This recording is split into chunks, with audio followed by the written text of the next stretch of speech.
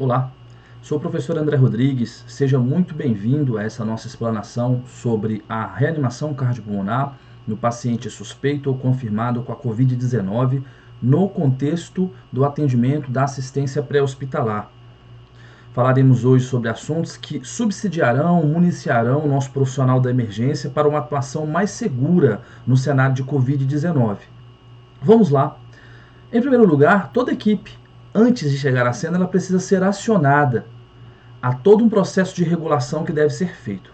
Nós vamos trabalhar com 3 pressupostos para que esse acionamento seja efetivo e seja adequado. O primeiro deles é que esse acionamento deve ser precedido de uma regulação médica criteriosa. As centrais de regulação têm por dever, nesse momento, colher informações dos solicitantes a respeito da suspeita ou não da presença de Covid-19 no paciente. Qualquer suspeita, a menor suspeita, a equipe deve ser despachada como uma situação de Covid. Um outro pilar disso é que as equipes tenham os equipamentos de proteção individual necessários, adequados. Quais são eles? O avental cirúrgico, luvas, touca descartável, óculos de proteção com proteção lateral, inclusive, face shield, os protetores laterais, e as máscaras apropriadas. Se estamos falando de procedimentos geradores de aerossóis, como é o caso da reanimação cardiopulmonar, compressões torácicas, ventilações com bolsa válvula máscara, o BVM, o AMBU, aspiração de via aérea, oxigenoterapia, todos esses procedimentos que citei são procedimentos potencialmente geradores de aerossóis. Nesse caso, obrigatoriedade também de uma máscara com filtro, uma máscara N95 ou PFF2. A minha equipe tem os equipamentos de proteção individuais adequados? Vamos despachá-la, mas primeiro a paramentação deve ser feita na própria unidade. Feita a paramentação na unidade, é hora do deslocamento, para que a equipe possa chegar ao local já com a segurança adequada para poder atuar com efetividade, poder realizar as condutas. Vamos falar dessas condutas. Vamos lá. Percebam aqui, em relação às condutas, que eu tenho centralizado, para quem não conhece, um filtro. Isso aqui é um filtro respiratório, ok? Tanto o suporte básico de vida como o suporte avançado de vida deverão ser feitos com filtro. Esse filtro deverá ser acoplado num dispositivo de reanimação manual do tipo bolsa válvula máscara, o BVM ou AMBU. Chamaria aqui de BVM, tudo bem? Tanto pode ser utilizado no suporte básico como no suporte avançado de vida. Ele deve ser acoplado ao BVM, como dito. Existem situações específicas onde vamos atuar na presença de filtro ou na ausência desse filtro. Se eu tenho, por exemplo, uma parada respiratória, aquelas situações onde eu tenho presença de pulso, mas ele não respira, e eu tenho filtro que possa ser acoplado a um BVM, nós vamos proceder à reanimação ventilatória. Uma ventilação a cada 5, 6 segundos no adulto, durante 2 minutos, checa pulso a cada 2 minutos. Uma ventilação a cada 3, 5 segundos na criança e no lactente, por 2 minutos, checa pulso após os 2 minutos. Isso com o filtro. Lembre-se, você está paramentado. Todo paramentado, inclusive com uma máscara N95 ou PFF2. Existem aquelas situações onde eu tenho uma reanimação respiratória que precisa ser feita, mas eu não tenho um filtro adequado. Esse filtro, nesse caso, não estará presente. Nessa situação, o que nós vamos fazer é apenas compressões torácicas no indivíduo. Vamos colocar uma máscara cirúrgica sobre o rosto do paciente e iniciar compressões torácicas num ritmo de 100 a 120 por minuto, durante 2 minutos. Isso vai dar cerca de 200, 240 compressões. Após isso, nós vamos checar pulso novamente. Faremos isso até a chegada do suporte avançado de vida para prestar um manejo adequado da via aérea ou uma viatura de SBV de apoio, que tenha um filtro, para que possamos utilizar. Aqui desse lado, percebam, nós temos aqui a observação em relação à intubação orotraqueal. Pessoal, uma atenção deve ser dada. Durante o processo de intubação orotraqueal, esse paciente não deve receber compressões torácicas. Então fique atento, porque mesmo que o médico intubador não te dê o comando, nesse momento, na hora da intubação, é hora de parar as compressões torácicas. Porque se a via aérea não está protegida e eu continuo fazendo compressão torácica, a dispersão de aerossol no ambiente é muito grande. É justamente, inclusive, por isso que nós utilizamos um filtro respiratório sempre que disponível, para diminuir a dispersão viral no ambiente, dispersão de aerossol com partículas virais no ambiente. Então, muita atenção. Se eu estou fazendo o suporte avançado de vida e o médico vai intubar, é hora de interromper essas compressões torácicas. Olha aqui, nós temos um BVM, dispositivo bolsa, válvula, máscara. Ok? BVM. Vou consertar esse V aqui. Um BVM aqui para utilizarmos. Olha onde o filtro vai ser acoplado. Lá na saída da válvula. Em seguida, vem o que chamamos de tubo corrugado, que muitos profissionais chamam de espaço morto. Ele é sanfonado nessa região. Então ele pode ser esticado ou recolhido. E depois conectamos a máscara. Presta atenção, esse conjunto completo só deve ser colocado no rosto do paciente após estar todo montado.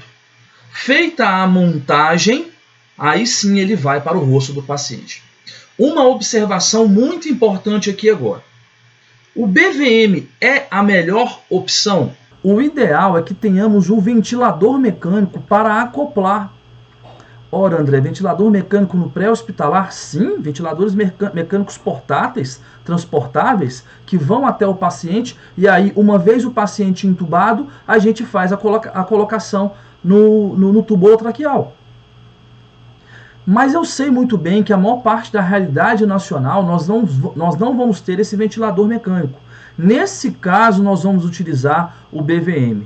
Lembrando, o BVM é a melhor opção? Não, ele não é a melhor opção.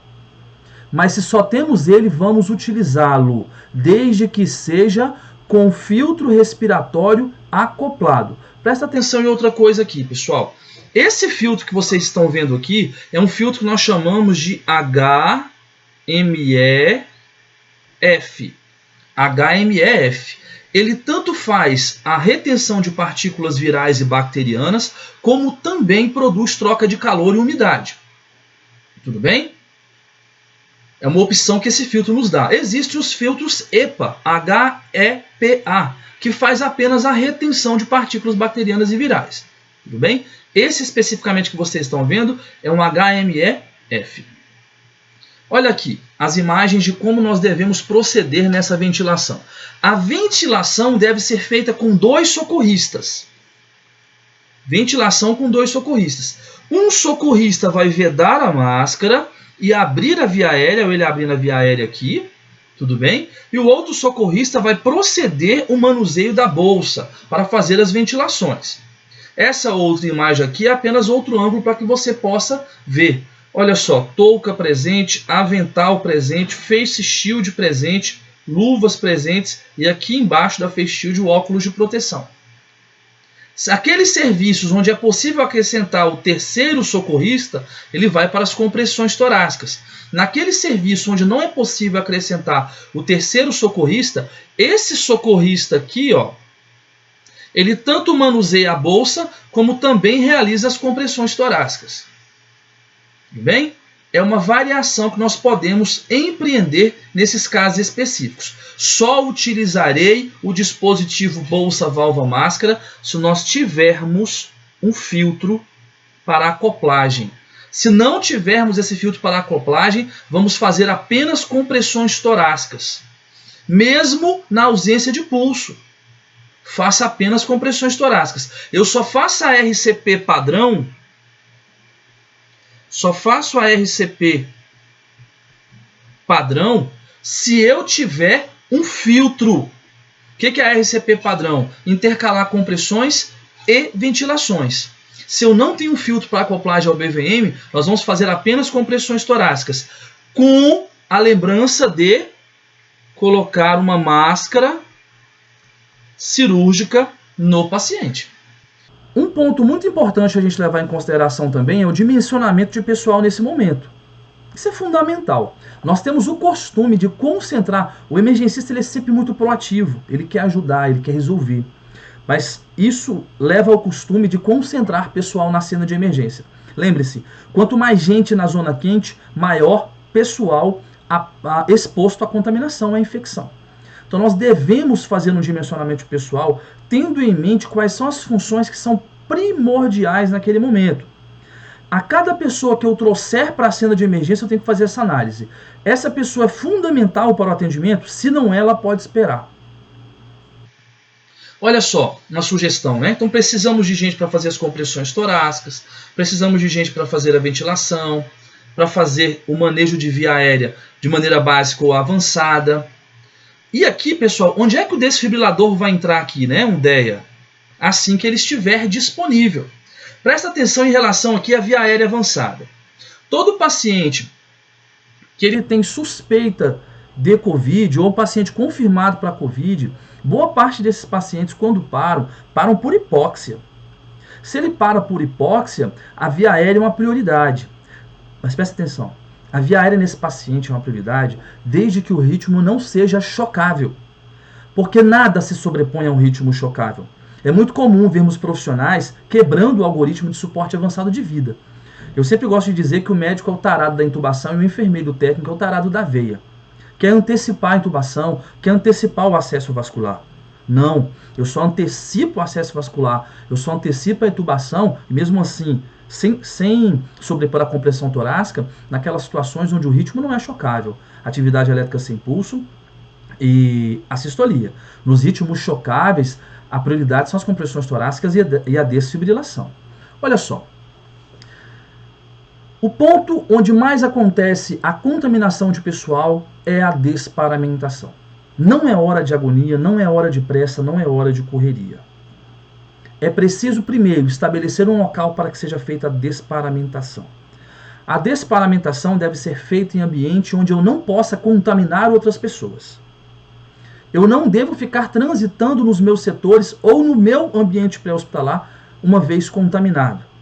Então eu devo me deslocar para um ambiente, o meu serviço mesmo determinou um local onde as equipes de pré-hospitalar devem se dirigir para fazer a desparamentação e a desinfecção.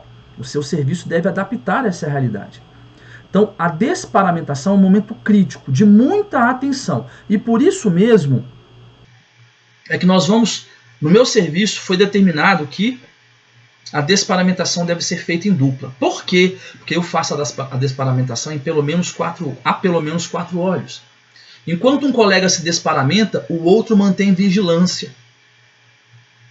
Para ver se não há quebra de protocolo, há quebra de sequência. No geral, nós vamos desparamentar retirando avental e luvas. Os serviços podem ter essa ordem de desparamentação diferente. Tudo bem? Elas podem ter diferente. Avental e luva, faça a higienização das mãos, faço a higienização porque é momento de tocar a região do rosto e cabeça. Para quê? Para retirar touca, no meu serviço a gente usa capacete também, e o óculos de proteção, sempre retirando o óculos de proteção pelas hastes laterais. Sujei as minhas mãos novamente, elas estão contaminadas, então é hora de fazer a higienização novamente.